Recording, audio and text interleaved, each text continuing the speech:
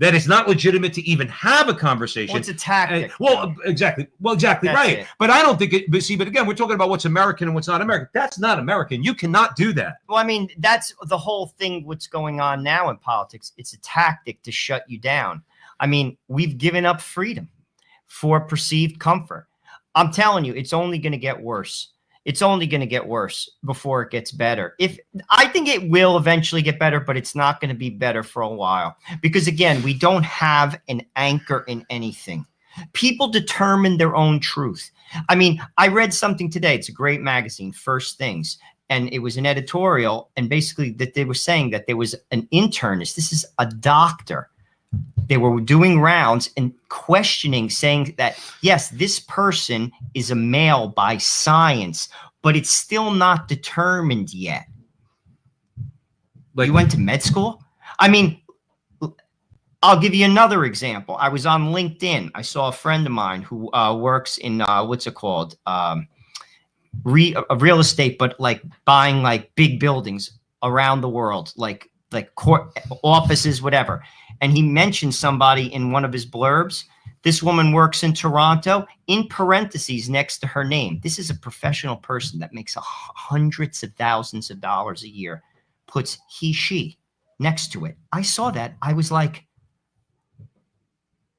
that's her pronouns. And she's putting it next to her name. Right.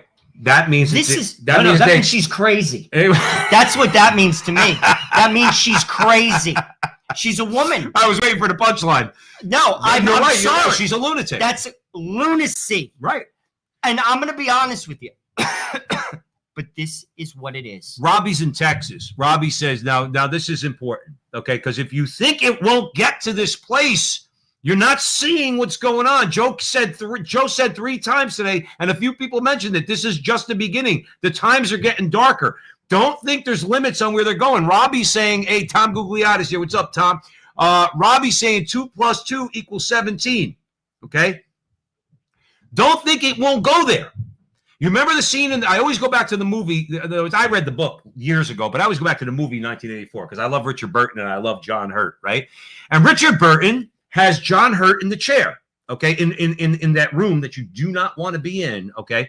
And they're applying pain to him. Like they're turning up the electricity and they're applying pain. And John Hurt, who's a great actor, is like screaming in agony. And Richard Burton looks at him and he says, how many fingers, Winston? And he says, 4. They turn it up, right? They turn it back down. Richard Burton says, how many fingers, Winston? Isn't it 5? He says, I only see 4. They turn it back up. John Hurt's yelling, right? They turn it back down. And one more time, he says, how many fingers, Winston? He says, I want to see 5, but I only see 4. Do you see like how profound that is? People think, well, that's far-fetched. We're going through it now. Joe just said this woman wants to be called a he, she, when they're a biological male, okay, or a biological, whatever it is. So instead of saying, well, I see a man, well, okay, but I see a man. That's what it's coming down to. And here's the thing: you have to. Actually, it was Hershey. She was. Isn't that a candy bar? But it should be. But I'll be honest with you. Do you actually have to say that? It's just to say, I'm with you. I'm woke too. Right. And this is what I mean. This is, if you ask me, it's lunacy. And everyone has to play along. And this is where it should scare you. It should scare you if you're a Democrat. I'm going to be honest with you. It really should. This is craziness. Well, you keep saying all the time correctly. Okay, I'm not going to say, I don't want it to. We're on the subject. So let's talk about this for a second. We're mostly a Catholic audience here. Okay, hopefully we're reaching a much wider group because obviously this doesn't pertain to only Catholics. Okay, I'm not prepared to take away somebody's right to speak freely. Okay, now I'm prepared to ban pornography because I don't consider that to be speech at all. All right, but unless it's like the old saying goes, as written in a Supreme Court case, you can't yell fire in a crowded movie theater. So you can't incite violence. You can't teach people how to build a bomb and then say, go blow up the federal building or anything like that. But as far as those things that we find offensive, let's say, for argument's sake, let's take primo example number 1 in my book, Sarah Silverman. Okay. Sarah Silverman not only is not condemned by the ADL, okay, she's applauded by the ADL. And I'm not exaggerating because, again, I give facts and Joe gives facts to back up what we say. Sarah Silverman looked right in the screen and called Christians MFers. She said, listen, you Christian MFers. That's one instance. I'm only going to give you two, but there's many, okay? And the other one was where she said, if Jesus came back today, I'd nail him to a cross again. Now, that's what she said. I'm not putting those words in her mouth. She said that. The ADL does not somehow, some way, under their own friggin' standard, think that that's hate speech. But here's the difference between us and them. I don't consider that hate speech. What I consider that to be is something that we need to answer in the free marketplace of ideas. We need to challenge her. We need to chastise her in the free marketplace of ideas. We need to condemn her words in the free marketplace of ideas and do it unapologetically. And when she turns around and says, you're being anti-Semite, you say, I'm not attacking you because you're a Jew. I'm attacking you because you're an anti-Christian, is what you are. And aside from being the worst comedian of all time, she's not even funny, that woman. She's not. But my point is this. If you're for free, and you tell me what you think, Joe, tell me where I'm off. If you're for free speech, then you're for free speech. And free speech is not for thin-skinned people. If you're going to be thin-skinned in America and everything somebody says bothers you, turn off the TV. All right, turn off the TV and stop going on social media because you're going to be offended by something. You're either on board with free speech or you're not. And if you are, you better be prepared, okay, that people are going to say things that are going to be offensive to you. My larger point, you do not have the right not to be offended. And you can't just attack people by calling them haters when they say, I'm offended by you. I'm offended by what you say. Is that anything I said you disagree with? It's just a tool. It's a tool to shut you down.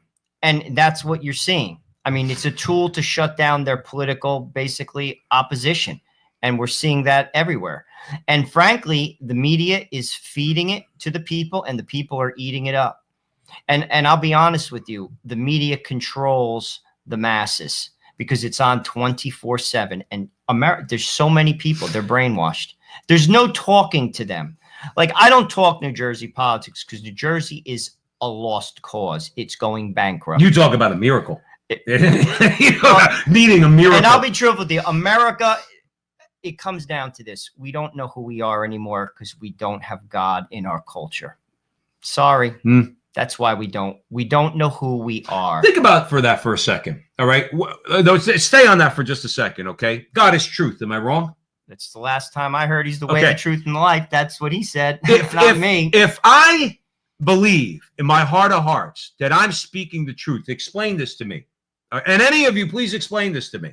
Should I fear the free marketplace of ideas if I know not only I have the nerve and the courage to speak the truth, but I have the knowledge and the intelligence to defend the truth? Should I fear anything in the public arena? I shouldn't fear anything. Should I look to tell the government to shut you down because I don't know how to argue with you? But it's not about that. It's about power. But that's you're going where I was going. And please expand on that, because here's the thing.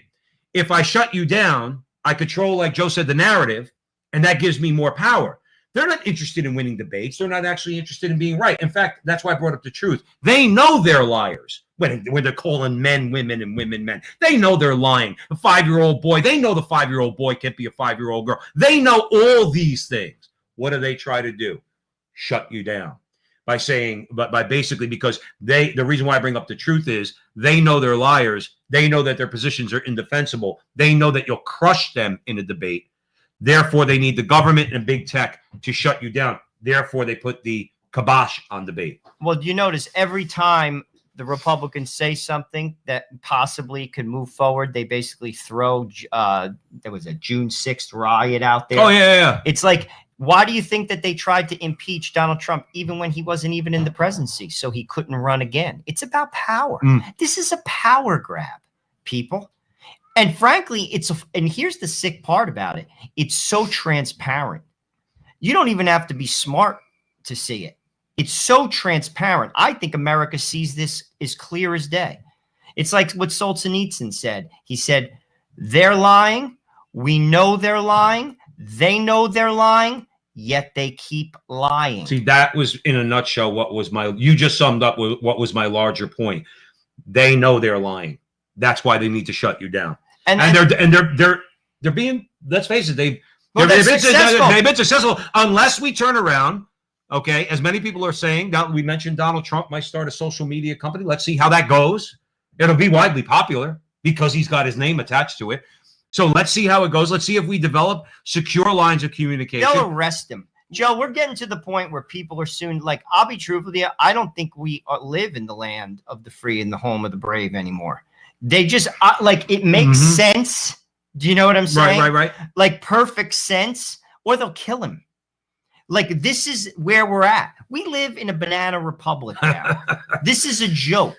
All of it is a farce. We used to criticize other countries for being banana republics, where you had stolen elections and all that kind of stuff, and you know, when we say, oh, look at that banana republic, what are we? It's a joke. What are we? We're not run by a cabal. Joe Biden's president. Does anybody really believe Joe Biden's president? Even liberals don't believe Joe Biden's president. Okay, the guy can't speak. He's getting worse and worse every single day. All right, Kamala standing right there ready to come in. And we told you before on the front line with Joe and Joe, she ain't going to be president either. She'll sit in the chair. She ain't going to make any decisions.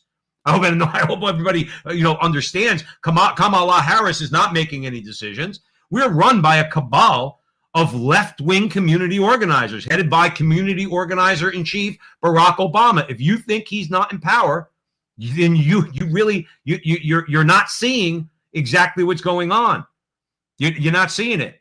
But the reason why I bring it up is, are we moving to the? We're going to move to Iowa because it's the reason why I want to talk about it. It's kind of a reiteration of a couple stories we did a few weeks ago, but it bears talking because we're here. Joe and I are always here. We say we've got a lot to complain about. All you good people out there watching the front line with Joe and Joe, you got a lot to complain about out there, but we need to find solutions. So Joe and I, we were talking to E. Michael Jones with Dr. Marek Hodekiewic. We were talking about Poland and Hungary and the state of Florida with DeSantis. Well, here's another hopeful story that shows that people not only are tired, but they're taking action. And we must take action. Go ahead, Joe. The Iowa House of Representatives, they're considering a bill. It's Bill 633. It's an act relating to certain companies that censor online content. So the legislation would ensure that residents of the Hawkeye State have their First Amendment rights to freedom of expression of political speech protected from big tech censorship. If residents are found, this is the important part, if residents are found to have their constitutionally protected rights violated by a dominant social media company, the Office of the Iowa Attorney General shall assess a civil penalty. If enough people come forward and they prosecute and level penalties, it will change. Yes. I'll believe it when I see it, though.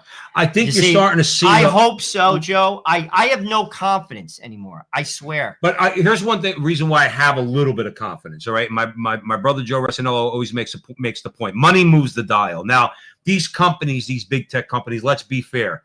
If half the American people stopped, let's say, using Twitter, for example, Twitter's still going to have a very valuable market cap, okay? It needs to be more of a worldwide movement to really take them down significantly, where their stock is cut in half, where their market cap is cut in half, okay? But nonetheless, it would be a good start for this reason.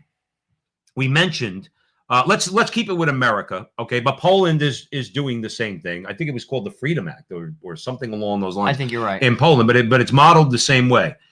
If you can't show, okay, or if the citizen, in this case of the state of Iowa, or DeSantis did it in Florida, I believe the author, Samantha Fillmore, she's with the Heartland Institute. She mentioned Missouri has similar legislation. New Hampshire has similar legislation. Florida has similar legislation. Here's the crux of it for all you to know.